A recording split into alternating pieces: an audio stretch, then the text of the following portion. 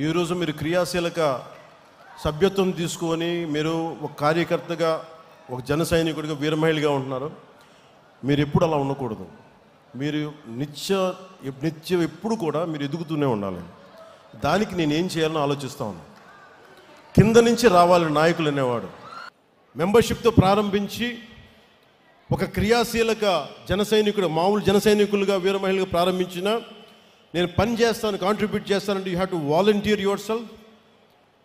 Constituency, అక్కడి నుంచి constituency coordinator, district leader, state committee, central leadership. అంటే ఎవరికైనా సరే గ్రాస్ రూట్స్ నుండి ప్రారంభించి కేంద్ర నాయకత్వం వరకు చేరే అవకాశాలు ఉండడం కోసం నేను ఈ పని మొదలు పెడతా ఉన్నాను. కన్సిస్టెన్సీ, డిసిప్లైన్, కమిట్మెంట్ చూపిన కార్యకర్తల్ని నేను గుర్తించి ముందుకు తీసుకెళ్తాను. ఆ తర్వాత ఆ విధానాన్ని పార్టీ తీసుకెళ్తుంది. ఇది ఎందుకు చెప్తున్నానంటే, ముందు వ్యక్తే వ్యవస్థను నిర్మిస్తాడు, తర్వాత వ్యవస్థ వ్యక్తులు నిర్మిస్తుంది. ఇప్పుడు మన వ్యక్తి స్థాయిలో నేను మన జనసేన వ్యవస్థ నిర్మిస్తాను. ఆ తర్వాత జనసేన వ్యవస్థ వ్యక్తులు నిర్మిస్తుంది. అప్పుడు దాకా నేను బాధ్యత తీసుకుంటాను. సభ్యుడిగా మొదలుపెట్టి